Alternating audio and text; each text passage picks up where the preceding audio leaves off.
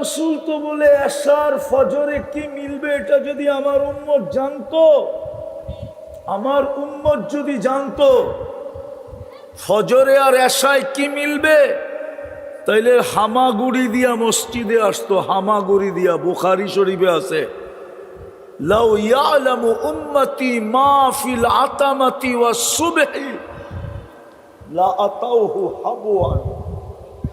হামাগুড়ি দিয়া মসজিদে আসতো। দুই ওয়াক্ত নামাজ যদি উম্মত চিনতো, হায় হায় হায়, জীবনে জানের বাজি লাগায়া হইলো ওই দুই ওয়াক্তে শরীক হইতো, জানের বাজি লাগায়া। এখন তো সামান্য একটা পদের জন্য বলে জান দিয়া দিন, রক্তের বন্যা বহায় দিন, দরকার হলে স্ত্রীকে বিধবা করে দেব, বাচ্চাদেরকে এতিম করে দেব। আচ্ছা তুই থাকবি না, পথ কোন জায়গায় যাব? কিন্তু শুনি তো বইলা ফেলে, ঠিক না? অথচ দুই ওয়াক্ত নামাজ জান দিয়া হইলো শরীক হইতো, ফজর আর আসর। আল্লাহ রসুল বলেন, মান সাল্লাল বারদাইন দাখালাল জান্নাহ। ফজর আর আসর যে পড়ল, সিধা জান্নাত। এই দুই ওয়াক্তের নামাজ হলো জান্নাতের গ্যারান্টি, জান্নাতের টিকেট, জান্নাতের পাসপোর্ট। এই দুই ওয়াক্ত নামাজ হলো জান্নাতের গ্যারান্টি। আর ফজরটা আরো একটা যুক্ত হবে, ইন্না কুরআন আল ফজরি কানা মাশহুদা। আর ফজরের নামাজ আখিরাতের সমস্ত ঘাটির কি বলে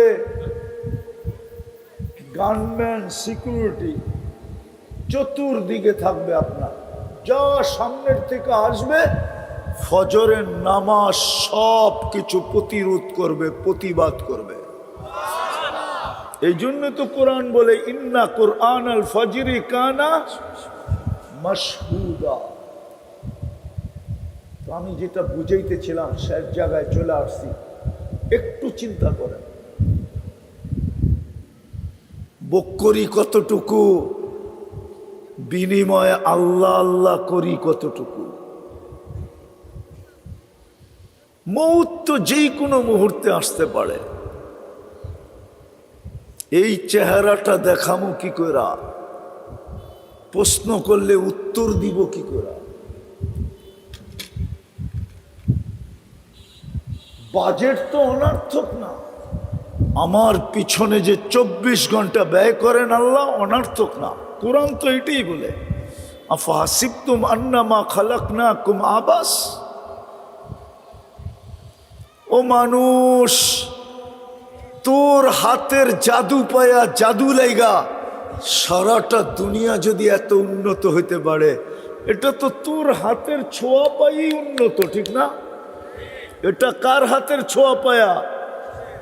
হ্যাঁ, এটা কার হাতের ছোঁয়া পায়া? কম্পিউটার কার হাতের ছোঁয়া পায়া? প্লেন উড়তেছে কার হাতের ছোঁয়া পায়া? দুনিয়ার সমস্ত টেকনোলজি কার হাতের জাদু, কার হাতের ম্যাজিক? আরে জোরে বলেন, কার হাতের ম্যাজিক? তাইলে ওই মানুষটা অনর্থক হয় কি করে? এতটুকু কি এখানে বুঝে আসে না? আসেন আসেন আসেন, এখনো রাস্তা খোলা আছে, নাইলে ওই আল্লাহওয়ালার কথা সত্য হবে। জনসমুদ্রের ভিতরে বৈশা কাঁদতেছে, যুবক জিজ্ঞাসা করতেছে, বাবা তুই কাঁদিস কেন? কোনো প্রয়োজন বল, আমি মিটায়া দিব। বলছে, বেটা আমার কোনো প্রয়োজন নাই। বলছে, তাইলে কাঁদিস কেন? বলে, এই মানুষগুলা দেখা। রাগ হয় না, আমারও মনে চায় আপনার ঘরে দেখা কাঁদতে। বলি তারপরে দেখেন। বলছে, কেন কাঁদি সেই মানুষগুলাকে দেখা? আল্লাহ 24 ঘন্টা মাপ চাওয়ার জন্য ডাকে। কিন্তু একজনও হাত উঠায়া মাপ চায় না। বলেন এখানে কে আছে ডেলি হাত উঠায়া মাপ চায়? একটা নির্দিষ্ট সময় নির্ধারিত করা, যে 1 মিনিটের জন্য সময়টা নির্ধারণ করলো, আর এক কোনায় যায় বলল মালিক মাফ করে দে না, অথচ 24 ঘন্টা তো মাফ করার জন্য ডাকে। আমি হাদিস দিতেছি, ইয়াবসুতু ইয়াদাহু নাহারান হাত্তা ইয়াতুবা মাসিআল লাইল, সারা দিন হাত প্রসারিত করে অপেক্ষা করেন, রাতের অন্ধকারকে সুবর্ণ সুযোগ মনে করে যে গুনাহ করছে সেজন্য সূর্যের আলোতে তওবা করে নেয়। ওয়ায়াবসুতু ইয়াদাহু লাইলান, সারা রাত্র হাত প্রসারিত করে রাখেন, হাত্তা ইয়াতুবা মাসিআন নাহার, সূর্যের আলোর ভিতরেও যে নির্লজ্জভাবে গুনাহ করছে। মানুষ তো আলোর ভিতরে কিছু করতে দ্বিধাবোধ করে যে কেউ দেখা ফেলে কিনা। আল্লাহ বলে অসুবিধা নাই, সূর্যের আলোতে করে ফেলছিস, কোনো অসুবিধা নাই, আমি হাত প্রসারিত করে রাখলাম।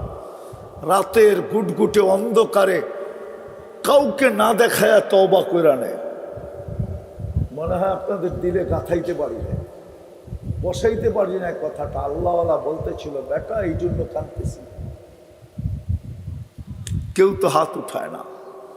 আছে এখানে কেউ ডেলি হাত উঠায় ঘুমায়? একজনও তো নাই। আমারও কাঁদতে মনে চায় আপনাদেরকে নিয়ে, এই যুবকদের নিয়ে কাঁদতে মনে চায়।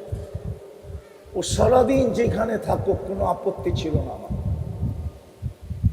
সারাদিন Facebook, WhatsApp, Viber, imo, Google, net, আজে বাজে আমার কোনো আপত্তি ছিল না, কারণ আল্লাহ আমাকে চকিদার বানায় পাঠায় নাই।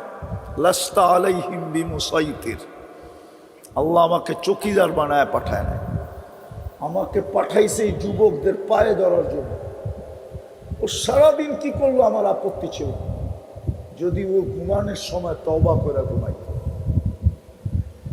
কেননা ও তো জানে আমি মরতে চললাম, উঠাইলে না উঠবো। মালিক যদি বলে উঠাস না, তাইলে 309 বৎসরও ঘুম পড়া থাকে। আসহাবে কাফ কয় বৎসর ঘুমাইছে বলেন না? সালাসা মিয়াতু সানা ওয়াজদাদু তিসা, 309 বৎসর। বিজ্ঞান বিজ্ঞান করেন, আপনাকে বিজ্ঞান পাগল হয়ে গেছে, পাগল। আমি চিনি নাসা, আমাকে চিনাইতে হবে না। দুনিয়ার সবচেয়ে বড় বিজ্ঞানের সংস্থার নাম নাসা, আমাকে চিনাইতে হবে না, আমি ওর হেড অফিস চিনি। কোন জায়গায়?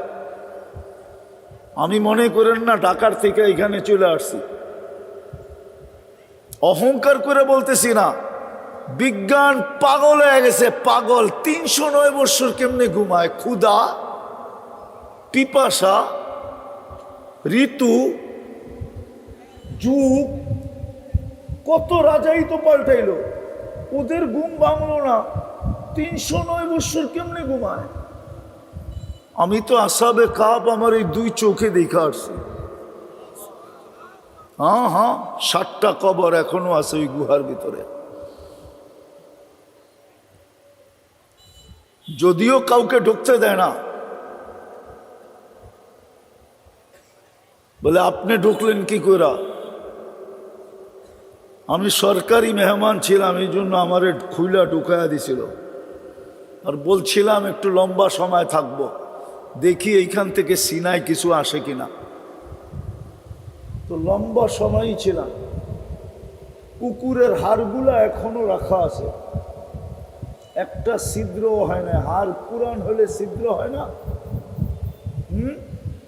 আরে সত্য তো, কিচ্ছু হয় না, যেমনটা তেমন রাখা আছে।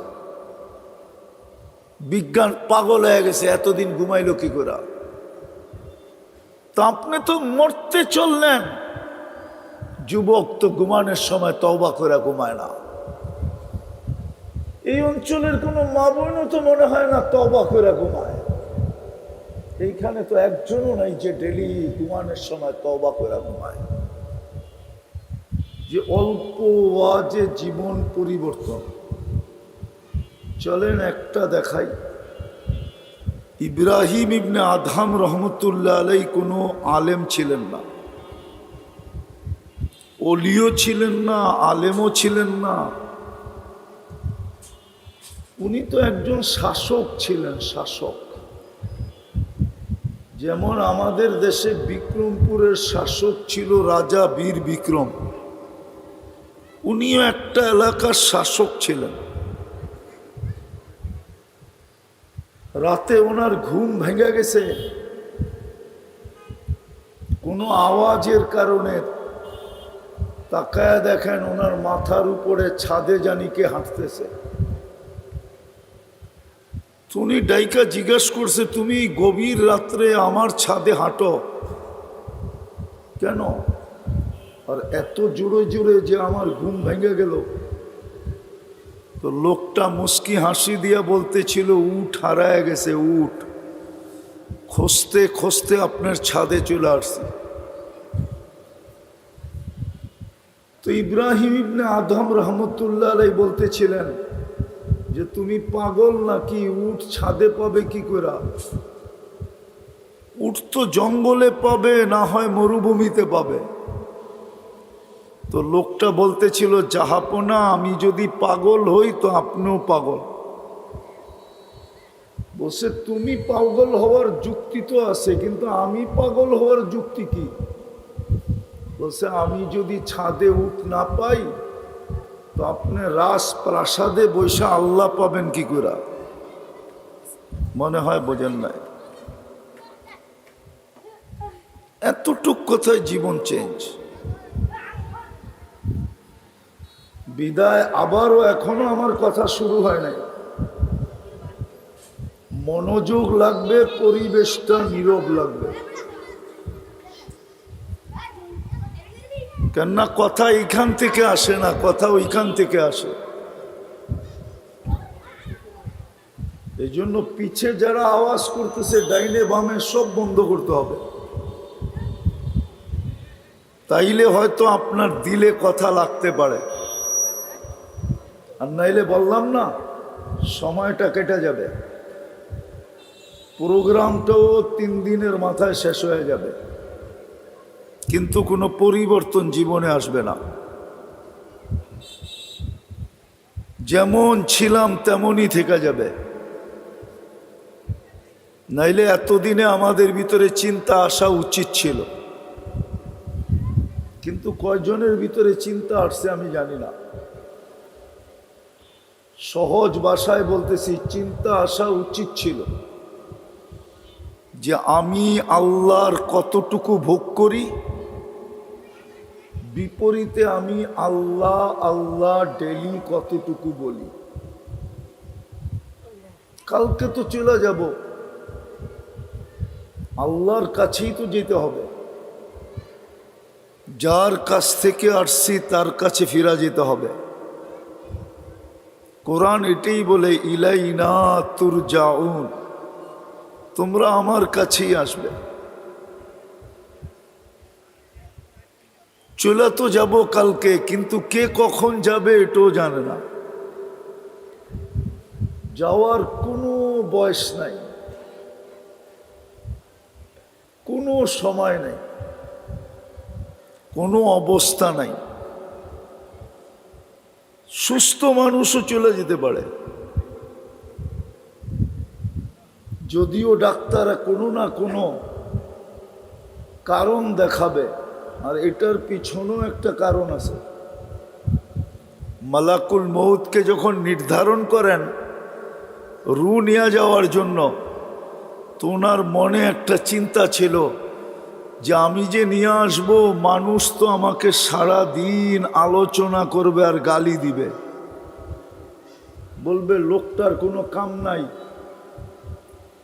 আমাদের এলাকার থেকে, দেশ থেকে, দুনিয়ার থেকে সারা দিন মানুষ উঠাইতে থাকে। ডেলি কিন্তু 6 লক্ষ লোক উঠান। কয় লক্ষ? বিশ্বাস হয় না? গুগলে সার্চ দিয়া দেখেন ডেলি কয় লক্ষ লোক উঠে। WHO বইলা দিবে 6 লক্ষ লোক ডেলি উঠে। তো আল্লাহ ওনার ভাবনার বিপরীতে বলছিলেন সাআজালু লিল মাউতি সাবাবা, আমরা মৃত্যুর কারণ বানায় দিব। মানুষ কারণ নিয়ে আলোচনা করবে, তোমার নাম কেউ নিবে না। করোনার সময় কত লক্ষ লোক দুনিয়ার থেকে গেছে, এক পত্রিকালাও তো বলে নাই যে আজরাইল ডেলি এত লোক উঠায় নিয়ে গেছে। উঠায় নিয়ে যায় কে? আরে বলেন না, আজরাইল আলাইহিস সালামই তো উঠায় নিয়ে যায়, ঠিক না? হ্যাঁ, অপারেশনটা তো উনিই করেন, ঠিক না? টিন তো উনিই নিয়ে আসেন, ঠিক না? কিন্তু কেউ তো ওনার নাম নেয় নাই। সবাই বলছে করুণা করুণা করুণা করুণা। করুণা তো একটা কারণ ছিল। এতগুলা লোককে 3 বছরে উঠাবে, এটাই সিদ্ধান্ত ছিল। এটাই কি ছিল? এটা কি ছিল? সিদ্ধান্ত ছিল আল্লাহর। তো কাল যেই কোনো মুহূর্তে চলে যেতে পারি, যাওয়ার কোনো বয়স নাই, যাওয়ার জন্য কোনো নির্ধারিত সময় নাই, যাওয়ার জন্য নির্ধারিত কোনো স্থান নাই যে অমুক জায়গায় মরবে।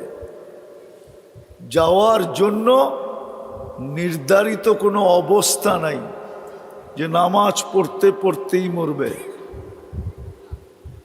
যে কোনো মুহূর্তে চলে যেতে পারি। আবারও বলতেছি, আজ পর্যন্ত তো একজনও ভাবলাম না, এই মজমায় কেউ বলুক যে আমি আজ পর্যন্ত ভাবছি, চিন্তা করছি যে আমি আল্লাহর কতটুকু ভোগ করি। বলুক যুবকরা, ওরা কি আল্লাহর ভোগ করে না? না করে না? কি বলে, আল্লাহর ভোগ করি না? হ্যাঁ, ডেলি আল্লাহর নুন খাই না? গুণ কতটুকু গাই বলেন? দুনিয়ার মানুষ তো কোনো জিনিস স্বার্থ ছাড়া করে না। আল্লাহর নুন তো 24 ঘন্টা খাই। একটা দেখামো, অক্সিজেন যদি এই পানির দামে কিনতে হতো না 30 টাকা লিটার, গোরাশালের মানুষকেও ডেলি 16,500 টাকা বিল দিতে হতো। লিটার কত? কত? দুনিয়ার কোথাও 30 টাকা লিটার অক্সিজেন নাই। হ্যাঁ হ্যাঁ, অক্সিজেনের সিলিন্ডারগুলা লিটার হিসাবই আছে, যা দেখেন। আমি 30 টাকা ধরলাম, 30 টাকা। ডেলি আমরা 550 লিটার অক্সিজেন নেই, 550 লিটার। কত? আমি বলতেছি না, আপনাদের বিজ্ঞান বলতেছে, বিজ্ঞান। ডেলি প্রত্যেক নারী, পুরুষ, যুবক, বৃদ্ধ পার হেড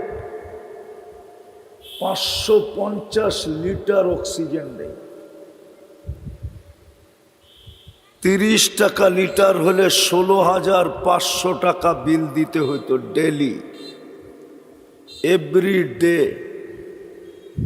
মাসে বিল হতো 4,95,000 টাকা। এই জন্যই আমার কথা শুরুটা ছিল, একটু চিন্তা করা উচিত। ডেলি নুন কতটুকু খাই আর গুণ কতটুকু গাই। গ্রাম্য ভাষায় বলতেছি, গ্রাম্য ভাষায়। যুবক একটু ভাবো, কালকে কি চেহারাটা কিভাবে দেখাবো, আর প্রশ্ন করলে উত্তর কি দিব, কি যুক্তি দাঁড় করাবো, কি যুক্তি যে এই কারণে আমি গুণ গাইতে পারি নাই? বলেন। ওয়াজ লম্বা দরকার নাই, এতটুকুই যদি কার মাথায় ঢোকে তাইলে যথেষ্ট। এই ভাবনাই ওকে জান্নাতে নিয়ে যাবে। আমি হাদিস দিতেছি, হাদিস আল্লাহর বাণী দিতেছি, আল্লাহর বাণী হাদিসে কুদসি।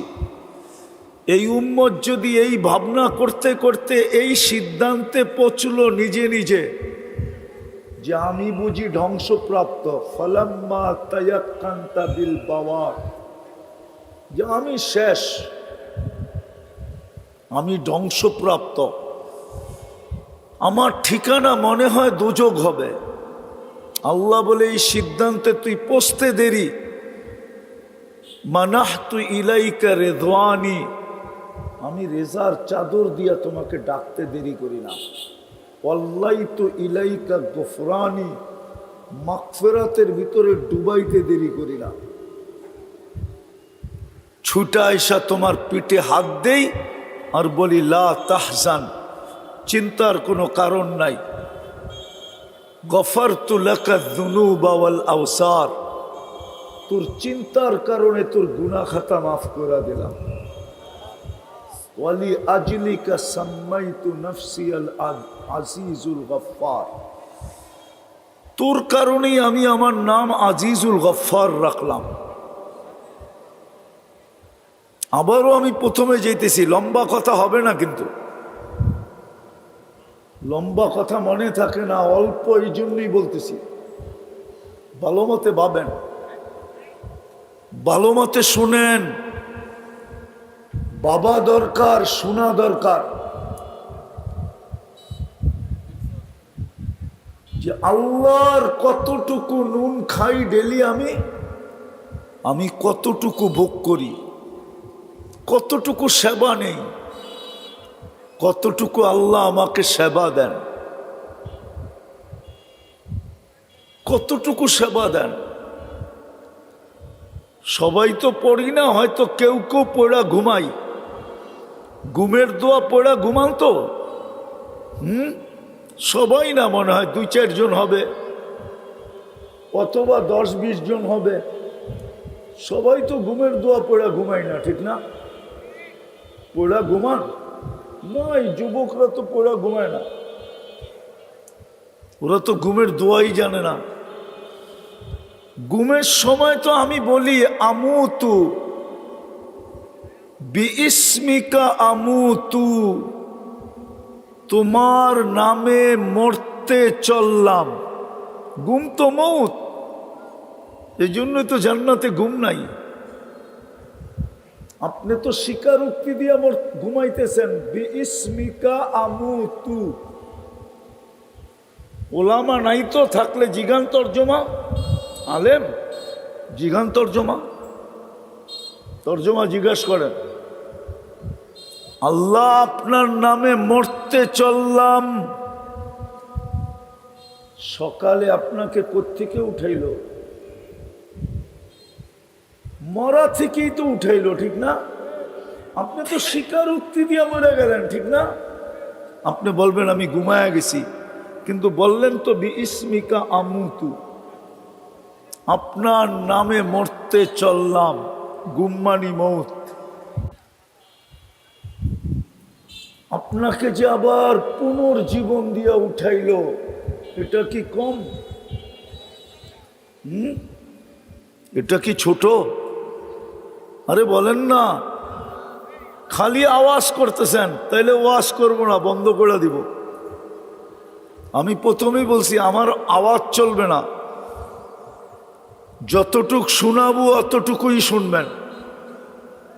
এই পর্দা সর্দা উঠায় দেন, এগুলা কোনো মহিলা বসা নাই এখানে যে আপনি পর্দা টানায় রাখছেন। মহিলা থাকলে পর্দার দরকার ছিল। এমন কোনো না বাইরে বরফ পড়তেছে যে আপনি পর্দা দিয়ে রাখছেন ঠান্ডা ভিতরে না ঢোকে। তো যেটা বুঝাইতেছিলাম ভালো মতে বোঝেন, ভালো মতে।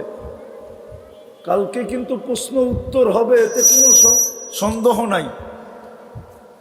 জবাব দিতে হবে আল্লাহকে। লাতুস আলুন্না আনিন নাঈম। হতে পারে গোরাশালের মানুষ এক নেয়ামতের হিসাব মিলায় দিতে আপনাকে 50,000 বৎসর দাঁড়ায় থাকতে হইতে পারে। কয় নেয়ামতের? কয়টা? 100 না একটা। আমি প্রমাণ দিতেছি, প্রমাণ। এইখানে একজনও মিলায় দিতে পারবেন না, দুনিয়ার কেউ মিলায় দিতে পারবে না। বলেন, দৃষ্টি শক্তি একটা নেয়ামত। কয়টা? দৃষ্টি কয়টা নেয়ামত? শ্রবণ শক্তি কয়টা নেয়ামত? বাক শক্তি কয়টা নেয়ামত? শুধু চোখেরটা বলতেছি। বলেন, এই পর্যন্ত কতবার দেখলেন? মিলায় দেন, মিলায় দেন, কতবার দেখলেন? যুবকরা তো শিক্ষিত, ঠিক না? ইন্টারনেটের পোকা, ঠিক না? সারা দিন ইন্টারনেটে থাকে। মোবাইলের আবিষ্কারও মাঝে মাঝে চিন্তা করে যে আমার চেয়ে বেশি তো যুবকরা ফাংশন বোঝে। যে মোবাইল বানাইছে ও এত ফাংশন বোঝে না। হ্যাঁ, ও তো এত বোঝে না যত এই যুবকরা বোঝে, এই ছেলেরা বোঝে, ঠিক না? ওরা মিলে দেখ কতবার দেখছে এই পর্যন্ত। হাসলে চলবে না, কিয়ামতের দিন মিলে দিতে হবে। তুমি 2 ক্যামেরা দিয়ে দেখো নাই, যখনই দেখছো 26 কোটি ক্যামেরা দিয়ে দেখছো। 26, 13, 26, 2 চোখে 26 কোটি ক্যামেরা। তুমি ছবি তুললে লাইট ফ্ল্যাশ হয় না? ফ্ল্যাশ। তুমি একবার দেখলে 26 কোটি ক্যামেরা ফ্ল্যাশ হয়। মজাক না, কোরআন এটাই বলে লাতুস আলুন্না আনিন নাঈম। একটা নেয়ামতের জিজ্ঞাসা করে তোরে ফাঁসায় দিন, 50,000 বৎসরে তুই জবাব দিতে পারবি না।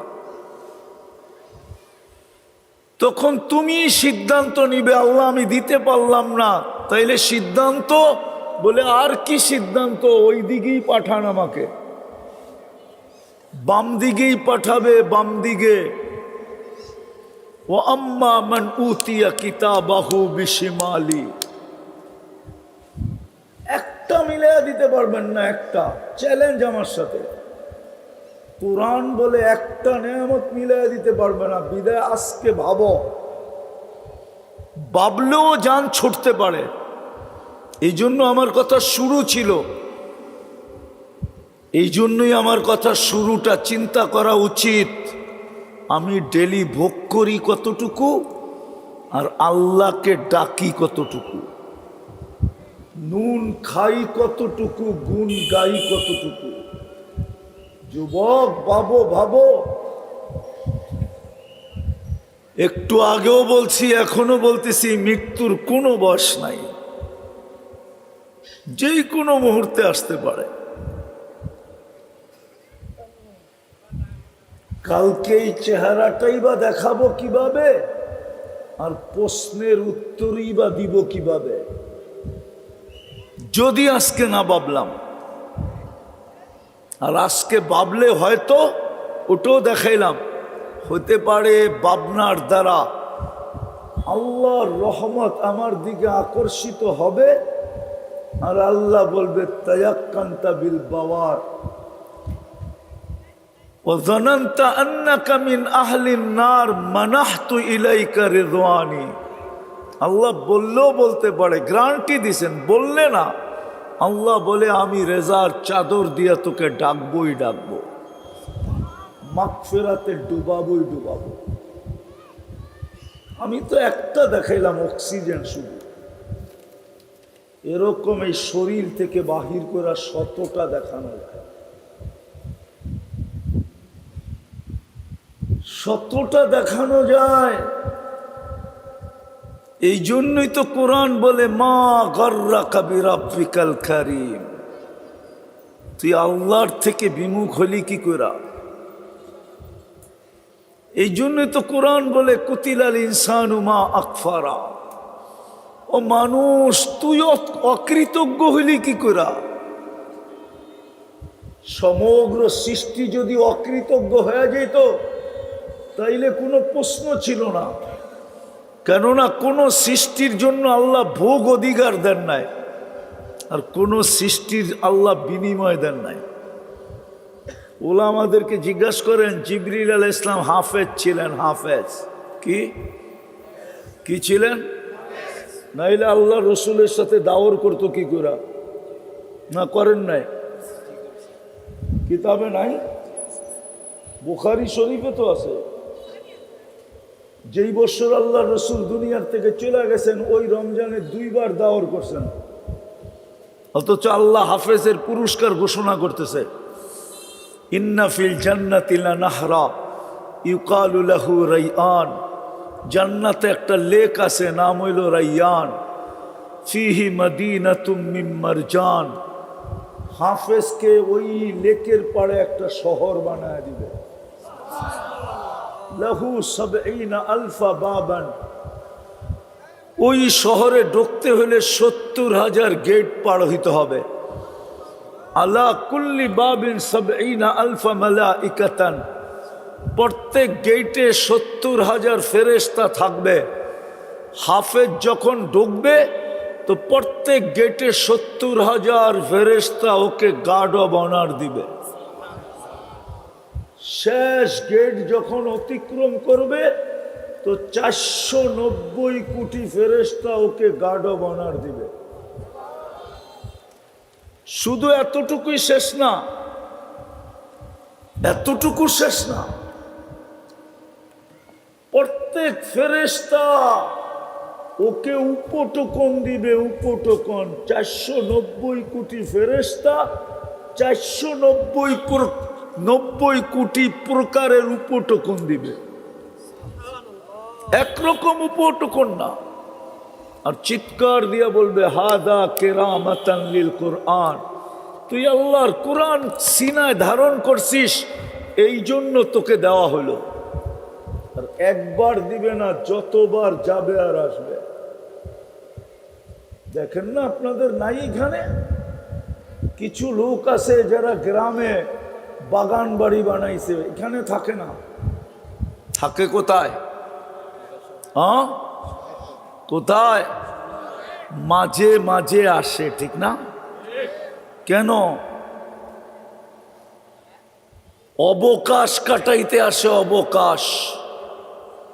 ঢাকা শহরের জ্যামজট দেখতে দেখতে মাঝে মাঝে বিরক্ত হয়, তো গ্রামে আইসা একদিন থাকে, ঠিক না? হ্যাঁ, এরকম হাফেজ ওই শহরে যে অবকাশ কাটাবে। অবকাশ। কিন্তু জিবরিল আলাইহিস সালামকে তো আল্লাহ একটা কামরাও দিবে না।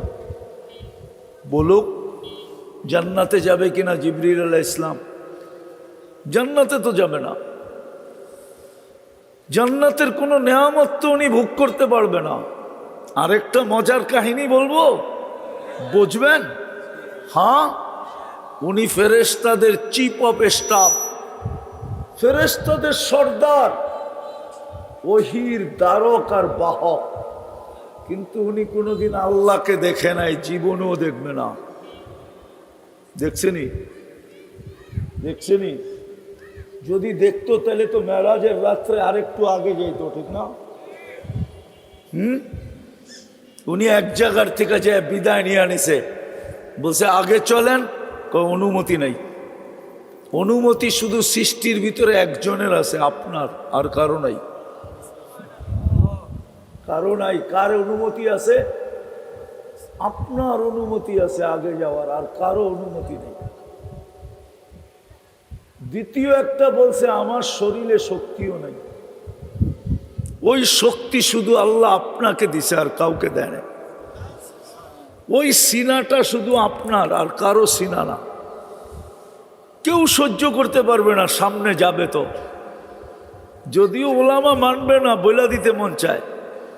যদিও শেখ সাদি রহমতুল্লাহ আলাই লেখছেন, আমি লিখি নাই।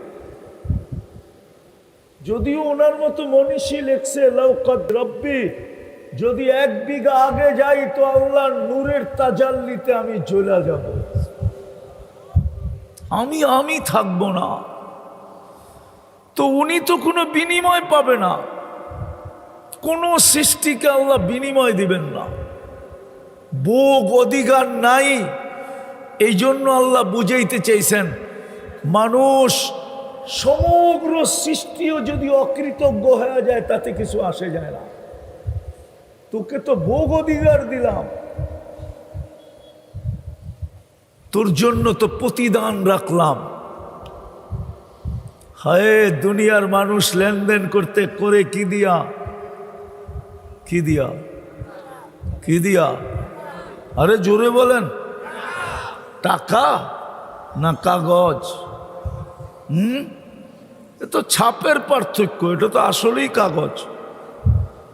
আমেরিকালারা ছাপ দিলে ডলার বলে, ইংল্যান্ডালারা ছাপ দিলে পাউন্ড বলে, ইউরোপালারা ছাপ দিলে ইউরো বলে, সৌদি আরবে ছাপ দিলে কি বলে? কুয়েতে ছাপ দিলে কি বলে? আর আমগো দেশে ছাপ দিলে কি বলে? টাকা। আসলে এটা কাগজ।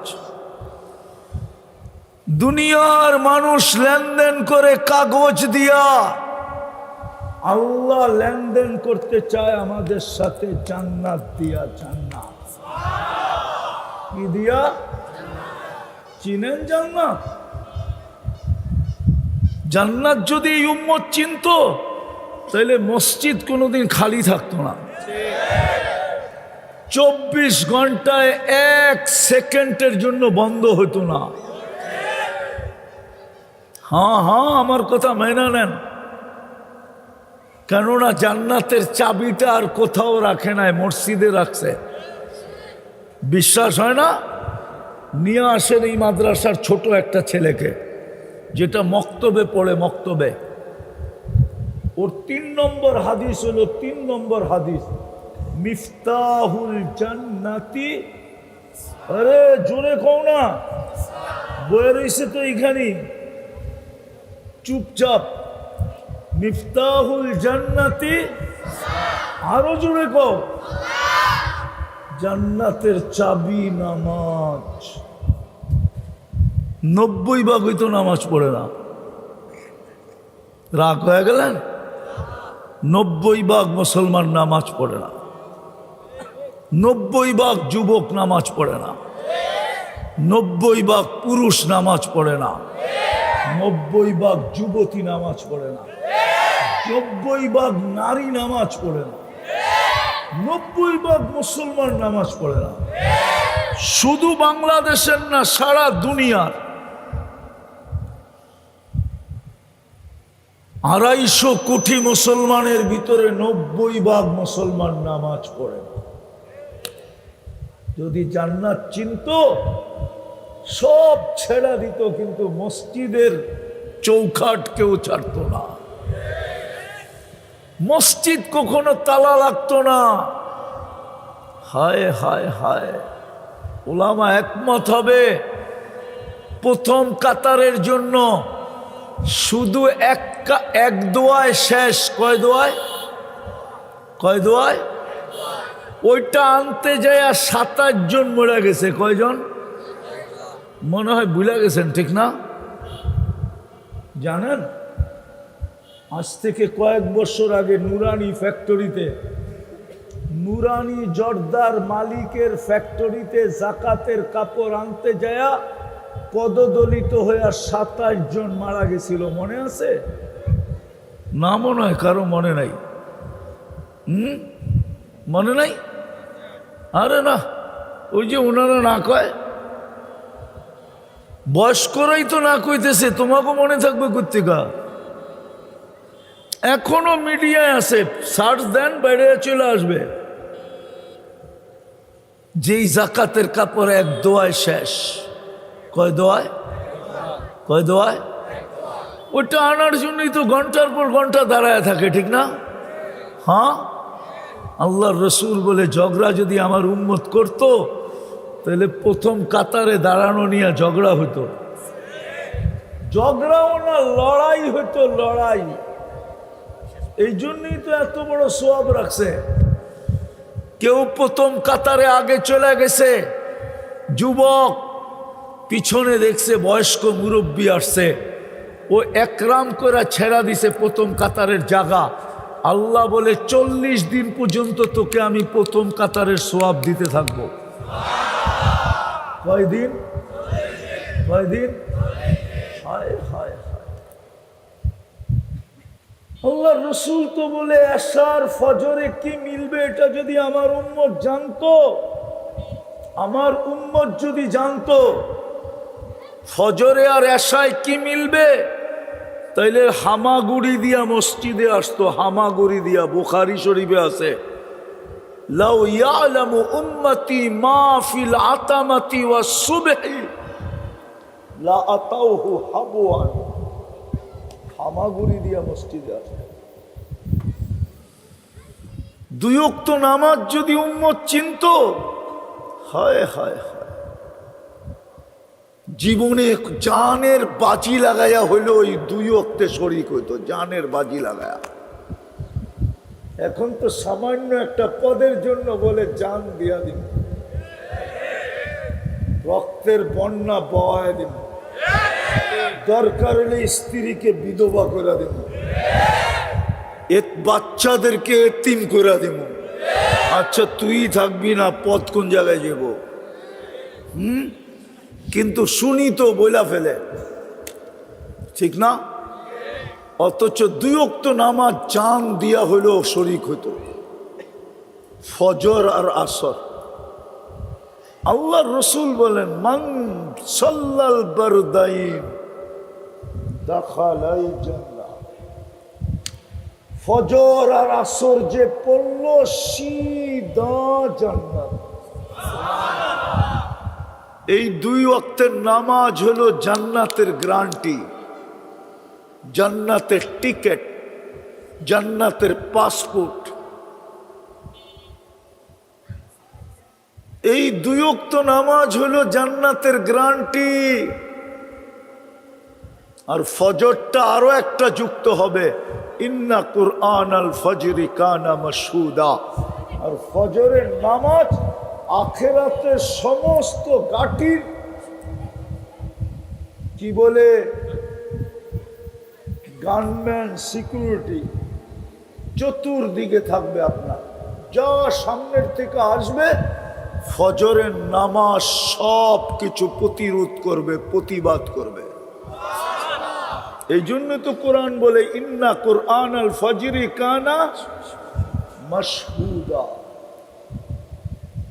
আমি যেটা বুঝাইতেছিলাম শেষ জায়গায় চলে আসছি, একটু চিন্তা করেন। বক্করি কতটুকু, বিনিময়ে আল্লাহ আল্লাহ করি কতটুকু। মউত তো যেই কোনো মুহূর্তে আসতে পারে। এই চেহারাটা দেখামু কি করে? প্রশ্ন করলে উত্তর দিব কি করে?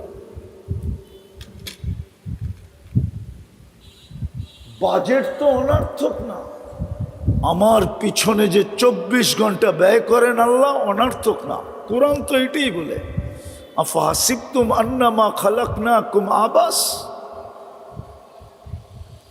ও মানুষ, তোর হাতের জাদু পায়া, জাদু লাইগা সারাটা দুনিয়া যদি এত উন্নত হইতে পারে, এটা তো তোর হাতের ছোঁয়া পাই উন্নত, ঠিক না?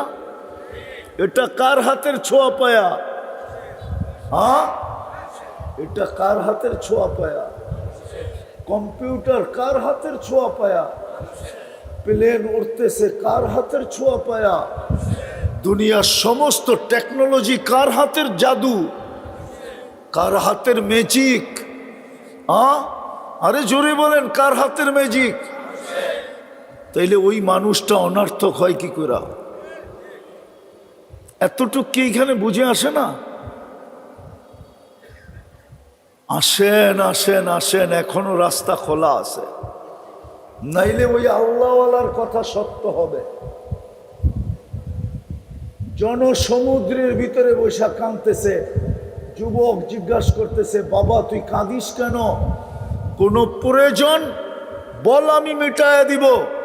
বলছে, বেটা আমার কোনো প্রয়োজন নাই। বলছে, তাইলে কাঁদিস কেন? বলে, এই মানুষগুলা দেখা।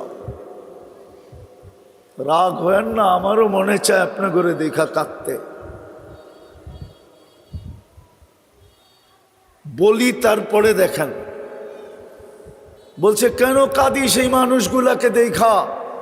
আল্লাহ 24 ঘন্টা মাপ চাওয়ার জন্য ডাকে, কিন্তু একজনও হাত উঠায়া মাপ চায় না। বলেন এখানে কে আছে ডেলি হাত উঠায়া মাপ চায়? একটা নির্দিষ্ট সময় নির্ধারিত করা, যে 1 মিনিটের জন্য সময়টা নির্ধারণ করলো, আর এক কোনায় যায় বলল মালিক মাফ করে দে না, অথচ 24 ঘন্টা তো মাফ করার জন্য ডাকে। আমি হাদিস দিতেছি, ইয়াবসুতু ইয়াদাহু নাহারান হাত্তা ইয়াতুবা মাসিআল লাইল, সারা দিন হাত প্রসারিত করে অপেক্ষা করেন, রাতের অন্ধকারকে সুবর্ণ সুযোগ মনে করে যে গুনাহ করছে সেজন্য সূর্যের আলোতে তওবা করে নেয়। ওয়ায়াবসুতু ইয়াদাহু লাইলান